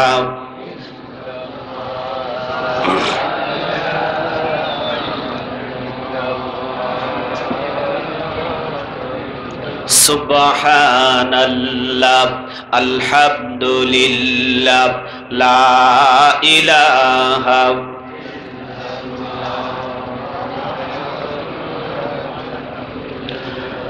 লা ইলাহা ইল্লাল্লাহু মুহাম্মাদুর রাসূলুল্লাহ সাল্লাল্লাহু আলাইহি সাল্লাম। আমার ভাইরা, আরেকটি হাদিস শোনাচ্ছি। এই দুনিয়া কিচ্ছু নয়, দুনিয়ার হায়াত একদিন শেষ হয়ে যাবে। এই দুনিয়া আমাদের কোনো কাজ দিবে? কোনো কাজ দিবে না, যদি না আমরা আল্লাহ দ্রোহী হয়। আবার আল্লাহ এই দুনিয়ার মধ্যে আমাকে পাঠিয়েছেন, আপনাকে পাঠিয়েছেন, দুনিয়ার মধ্যে যদি আল্লাহ যে জন্য পাঠিয়েছেন সেটা পালন করি, তাহলে পরবর্তী জীবনে মঞ্জিলে আমাদের কোনো ভয় নাই, এই দুনিয়ার কোনো মূল্য নাই। হযরত ইবনে ওমর রাদিয়াল্লাহু তাআলা আনহু বলেন, একদিন আমার নবী, বিশ্ব নবী রাসূল করিম সাল্লাল্লাহু আলাইহি সাল্লাম আমার শরীরটাকে ধরলেন এবং বললেন, ও ওমর, কুন ফিদ দুনিয়া কাআন্নাকা গারীব ওয়া আবিরিন সাবিল ওয়া উদ্দা নাফসাকা ফি আহলিল কুবুর। ওমর, দুনিয়ার মধ্যে তো তালবাহানা করিও না। শেষান্তে আল্লাহ নবী বলেন, ওয়া উদ্দা নাফসাকা ফি আহলিল কুবুর, সব সময় তুমি তোমাকে একজন কবরবাসী ভাববা। শিক্ষাকার রাসূল করিম সাল্লাল্লাহু আলাইহি ওয়াসাল্লামের উপদেশ হচ্ছে, ও আমার উম্মতের লোকেরা, তোমরা নিজেকে সব সময় একজন কবরবাসী হিসাবে নিজেকে চিন্তা করো। একটু চোখ বন্ধ করেন, রাত্রিবেলায় যখন শুতে যান, নিজে নিজে ভাবেন যে আপনি মরে গিয়েছেন, কবরের সাথে আপনার খেলা হবে। এজন্য সারাদিন আপনি কি করেছেন, ভালো কাজ কি করেছেন, খারাপ কাজ কি করেছেন। আমার নবী বলছেন, মুত ক্বাবলা আন তামুত, তুমি মৃত্যুর আগে আবার একটু মৃত্যুবরণ করো, যে দেখো তুমি কি করেছো না করেছো। কারণ আল্লাহর কাছে এই দুনিয়ার কোনো মূল্য নাই। হযরত জাবির বিন আব্দুল্লাহ রাদিয়াল্লাহু তাআলা আনহু থেকে বর্ণিত, তিনি বলছেন, একদিন আমরা আল্লাহর নবী, বিশ্ব নবী মুহাম্মদুর রাসূলুল্লাহ সাল্লাল্লাহু আলাইহি সাল্লামের সাথে বের হলাম। হাঁটতে হাঁটতে যাইতে যাইতে হঠাৎ করে নবীজির সামনে একটা দেখা গেল মরা ছাগলের বাচ্চা। কিসের বাচ্চা? হঠাৎ করে আল্লাহর নবী একটা মরা ছাগল এর বাচ্চা দেখলেন। নবী করিম সাল্লাল্লাহু আলাইহি সাল্লাম সমস্ত সাহাবীদেরকে নিয়ে থমকে দাঁড়ালেন। নবী করিম সাল্লাল্লাহু আলাইহি সাল্লাম ছাগলের মরা বাচ্চাটাকে এরকম করে টেনে নিলেন সাহাবীদের সামনে। সাহাবীদের সামনে ছাগলের মরা বাচ্চাটাকে নিয়ে বললেন, ও আমার সাহাবারা, তোমাদের মধ্যে কে আছো যে এই মরা ছাগলের বাচ্চাটাকে তোমরা কিনবে? বলেন, আপনারা কিনবেন? কথা বলুন না কেন, আপনারা কিনবেন? এখন আমি যদি একটা মরা ছাগলের বাচ্চা নিয়ে আসি এবং আপনাদেরকে বলি, আপনারা কে আছেন এটা 1000 টাকা দিয়ে কিনবেন, আপনারা আমাকে পাগল বলবেন না? কারণ মরা ছাগলের বাচ্চার গোশত খাওয়া জায়েজ আছে, মরা কিছু খাওয়া জায়েজ আছে, মরা গরু, মরা মুরগি। রাসূল করিম সাল্লাল্লাহু আলাইহি ওয়াসাল্লাম বললেন, কে আছো তোমাদের ভিতরে এটা দিনার অথবা দিরহাম দিয়ে কিনবে? সাহাবীরা বললেন, ইয়া রাসূলুল্লাহ, আমরা মরা এই ছাগলটা কি জন্য কিনবো খামোকা টাকা দিয়ে? নবী করিম সাল্লাল্লাহু আলাইহি ওয়াসাল্লাম বলেন, শোনো, তার মানে হলো এই ছাগলের বাচ্চার মরা দেহটি তোমাদের কাছে মূল্য নাই। সাহাবীরা বললেন, হে ইয়া রাসূলুল্লাহ, আমার সাহাবীরা শোনো, এই দুনিয়ার তুলনা হচ্ছে, দুনিয়ার সাথে আখিরাতের তুলনা হচ্ছে মরা ছাগলের যেমন তোমাদের নিকট দাম নাই, এই দুনিয়ারও কোনো দাম আল্লাহর কাছে নাই। আল্লাহর কাছে যদি এই দুনিয়ার দাম থাকতো, তাহলে একটা কাফেরকে 1 ফোঁটা পানি খাইতে দিতেন না, একটা মুনাফিককে নিঃশ্বাস ফেলতে দিতেন না, একটা ফাহিশকে এই সূর্যের আলোতে চলতে দিতেন না। দেন কেন? কারণ হচ্ছে এই দুনিয়ার আর কোনো দাম নাই আল্লাহর কাছে। তবে কেন?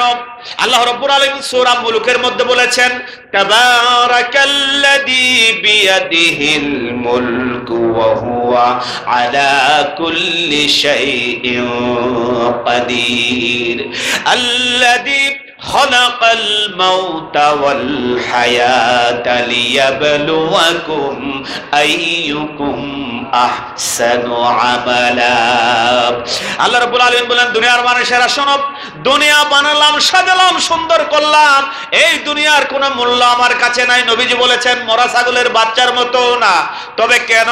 আমি আল্লাহ রাব্বুল আলামিন আল্লাহ রাব্বুল আলামিন তোমাদের কি ঘোষণা দিচ্ছি শোনো, ও দুনিয়ার মানুষেরা, আমি এই হায়াত দুনিয়াটা বানালাম, দুনিয়ার হায়াত বানালাম, মত বানালাম, যাতে করে আমি পরীক্ষা নিতে পারি তোমাদের ভিতরে কে কে ভালো আমল করো। সুবহানাল্লাহ। এটার জন্য আমি দুনিয়াটা বানিয়েছি আর তোমাদেরকে পাঠিয়েছি। মনে রাখবে যেন এই দুনিয়ার কোনো মূল্য আমার কাছে নাই এবং নাই। আল্লাহু আকবার। আমার ভাইরা, যে কথা বলছিলাম, হাত্তা জুরতুমুল মাকাবির, কবরে চলে যেতে হবে। চতুর্থ মঞ্জিল আখিরাতে আমাদের করতে হবে। আল্লাহ রাব্বুল আলামিন একদিকে বলে, আল্লাহর হাবিব একদিকে বলে দুনিয়ার কোনো মূল্য নাই, আবার যারা ঈমানদার আছে জান্নাতে যাবে তাদের জন্য আমার আল্লাহ এমন কি বানিয়েছেন। রাসূল করিম সাল্লাল্লাহু আলাইহি সাল্লাম শোনাচ্ছেন, আ'দাতু লিইবাদিস সালিহিনা মা লা আইনা রাআত ওয়ালা উদুনু সামিআত ওয়ালা খাতারা আলা কলবি বাশার ফাকরাউ ইন শি'তুম ফালা তা'লামু নাফসুন মা উখফিয়া লাহুম মিন কুররাতি আ'য়ুন। আল্লাহর হাবিব বলছেন, দুনিয়ার মানুষেরা শোনো, দুনিয়ার কোনো মূল্য নাই আল্লাহর কাছে। বিপরীত পক্ষে আল্লাহ রাব্বুল আলামিন যারা জান্নাতি মানুষ হবে এমন সব নিয়ামত তাদের জন্য বানিয়েছেন যেগুলো দুনিয়ার কোনো চোখে দেখে নাই। সুবহানাল্লাহ। কোন মানুষ কল্পনাও করতে পারবে না আর কোন কানেও শুনে নাই এরকম জিনিস প্রতিদান আল্লাহ আমাদের জন্য রেখেছেন। আল্লাহু আকবার, আল্লাহু আকবার, আল্লাহু আকবার। প্রিয় ভাই সব, আল্লাহ বুঝাতে চাচ্ছেন, আল্লাহর হাবিব বুঝাতে চাচ্ছেন, এই দুনিয়ার সফরটাকে কাজে লাগাতে হবে। কোন কাজে? আল্লাহর কাজে। কোন কাজে?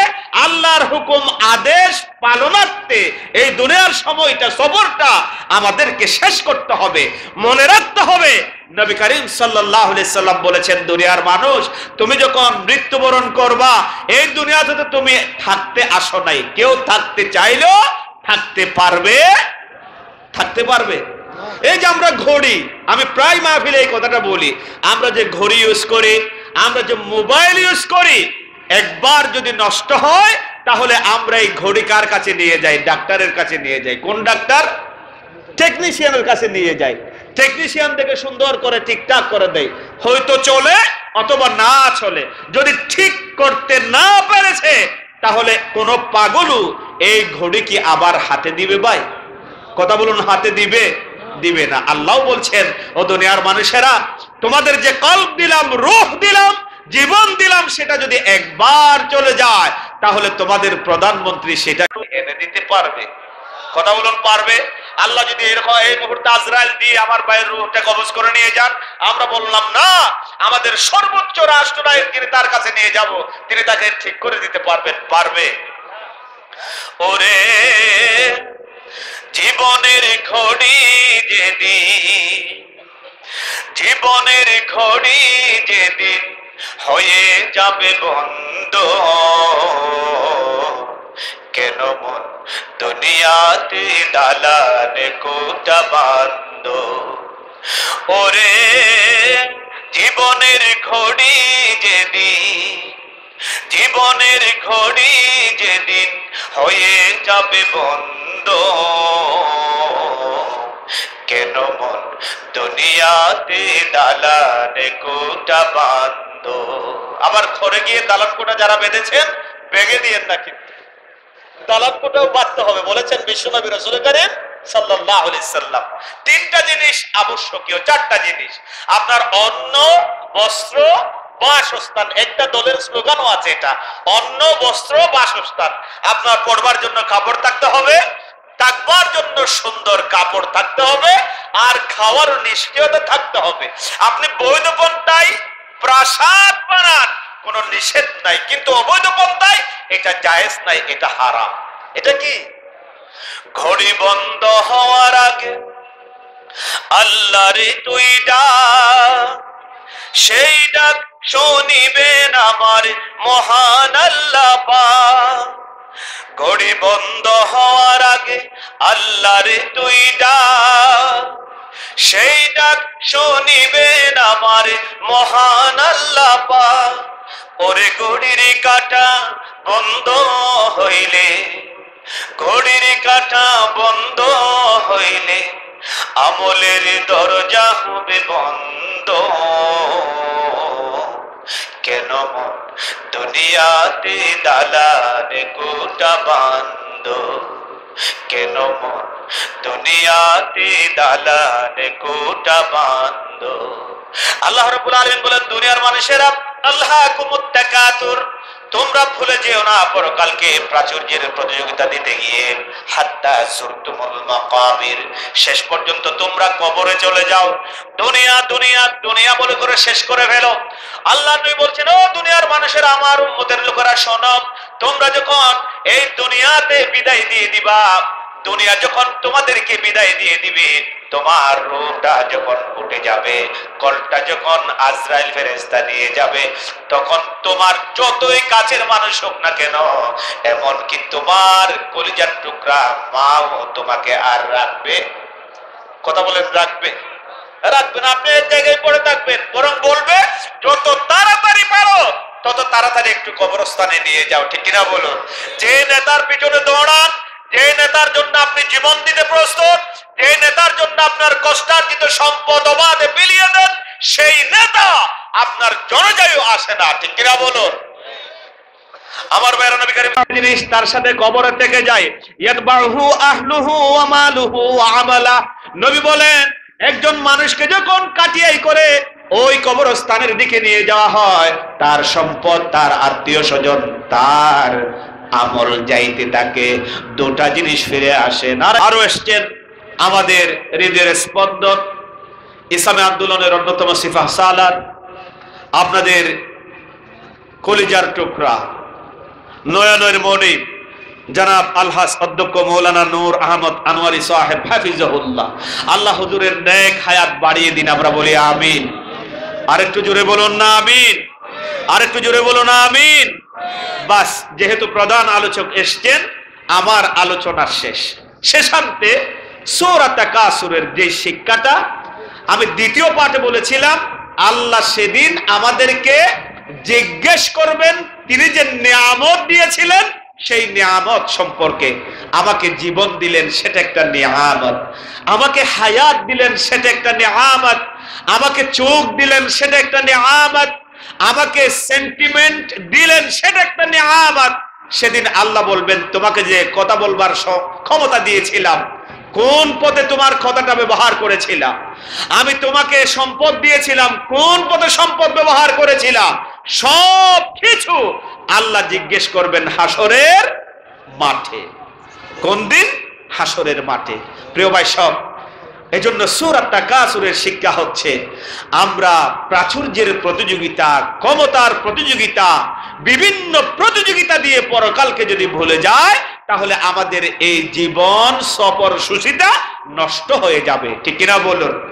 আমরা ক্ষমতার পিছনে দৌড়াই। আপনাদেরকে একটা ছোট্ট ঘটনা বলে আমি বলে দিচ্ছি। ইমাম যাহ্হাক রাহিমাহুল্লাহ, তিনি একদিন হেঁটে যাচ্ছিলেন, হঠাৎ করে এক মানুষকে তিনি পেলেন।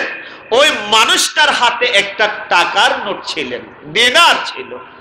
হযরত যাহ্হাক, যেটাকে আমরা আহনাফ হিসাবে চিনি, তিনি বললেন, এই যে তোমার হাতে আছে, এটা কার টাকা? তিনি বললেন, এটা আমার টাকা। স্বাভাবিক, আমাকে যদি হুজুর জিজ্ঞেস করে, আব্দুর রহিম আমার হাতে মোবাইল আছে, এখন হুজুর যদি বলে, আব্দুর রহিম এটা কার মোবাইল? নিশ্চয়ই আমি তো বলবো এটা আমার মোবাইল। হযরত আহনাফ রাহিমাহুল্লাহ তিনি বললেন, আনতা লিল মালি ইদা আমসাকতা। তিনি বললেন, শোনো শোনো, তুমি ততক্ষণ পর্যন্ত এই মোবাইলের, যতক্ষণ তুমি মোবাইলটা তোমার কাছে এরকম করে রেখে দাও, তুমি ততক্ষণ পর্যন্ত টাকার, যতক্ষণ পর্যন্ত টাকা তুমি এরকম করে রেখে দাও। ফাইদা আনফাকতাহু ফাল মালু লাক, বরং এটা যদি তুমি আল্লাহর পথে ব্যয় করো, তাহলে এই সম্পদটা তোমার, তুমি মালের নয়। যতক্ষণ তুমি মালটাকে ধরে রাখো, ততক্ষণ তুমি মালের, আর যতক্ষণ তুমি যখনই এই মালটা ছেড়ে দিবা, তখন সেটা হবে তোমার। তার মানে তিনি বোঝাতে চাচ্ছেন, এই দুনিয়ার মানুষেরা, তুমি যখন আল্লাহর কোরআন, আল্লাহর রাসূলের হাদিস, ইসলামের পথ থেকে দূরে থাকবে, তখন তুমি তোমার সেইগুলোর গোলাম হয়ে গিয়েছো। আর যখন তোমার জীবনটাকে দ্বীনের জন্য, ইসলামের জন্য ছেড়ে দিবা, তখন তোমার পুরো হায়াতটা হচ্ছে কিসের জন্য? তোমার কল্যাণের জন্য। সুবহানাল্লাহ, সুবহানাল্লাহ। কথা বুঝতে পেরেছেন ভাই সব? টাকা যতদিন আপনি রাখবেন একেবারে কৃপণ হয়ে, ততদিন পর্যন্ত আপনি টাকার, আপনার টাকা নয়, আপনিই বরং টাকার। যখনই আপনি আল্লাহর সন্তুষ্টির জন্য টাকাগুলো খরচ করবেন, তখন ওই টাকা হবে আপনার কল্যাণার্থে। সুবহানাল্লাহ। আসুন, শেষ নবী করিম সাল্লাল্লাহু আলাইহি সাল্লাম সাহাবীদেরকে একদিন ডাকলেন, বললেন, ও আমার সাহাবীরা, তোমাদের মধ্যে কি এমন কেউ আছো যে একদিনে 1000 কোরআনের আয়াত তেলাওয়াত করতে পারবে? আল্লাহ রাসূল বললেন, ইয়া রাসূলুল্লাহ, আমরা তো জিহাদ করি, আমরা পরিবার চালাবার জন্য কাজকর্ম করি, দোকান করি, এই করি সেই করি, 1000 কোরআনের আয়াত কিভাবে তেলাওয়াত করব প্রতিদিন? এটা কি সম্ভব? আল্লাহ নবী বলছেন, তোমরা কি সূরাতুত তাকাসুর পড়ো না?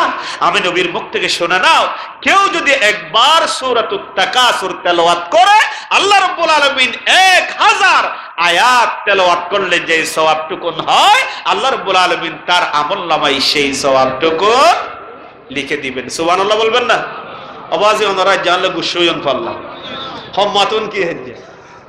আসুন আমরা আল্লাহর পথে ফিরে আসি, কোরআন বুঝবার চেষ্টা করি, দ্বীনের পথে আসবার চেষ্টা করি, তওবা করি। এই দুনিয়া থেকে যেহেতু চলে যেতেই হবে, না গিয়ে কোনো উপায় নাই। যেই কথাগুলো বললাম, আল্লাহ আমাকে সহ আমাদের সবাইকে আমল করবার তৌফিক দিন, আমরা বলি আমিন। শেষান্তে শুকরিয়া জ্ঞাপন করছি কাঞ্জরপাড়া রাইস মিল স্টেশন ইসলামী যুব কল্যাণ পরিষদের সমস্ত ভাইদের কাছে কৃতজ্ঞতা প্রকাশ করছি। এই কারণে তারা প্রায় সময় আমাকে না পেলেই তারপর অন্য আলোচক তারা দাওয়াত করে, আগে আমাকে নক করে। আল্লাহ তাদেরকে জাযায়ে খায়র নসিব করুন, আমরা বলি আমিন। একটু দোয়া চাই, দোয়া করবেন তো ইনশাআল্লাহ? করবেন না? কারা কারা হাত তুলেন তাড়াতাড়ি? করবেন না? একটু দোয়া চাই, দোয়া করবেন। আসসালামু আলাইকুম ওয়া রাহমাতুল্লাহি ওয়া বারাকাতুহু।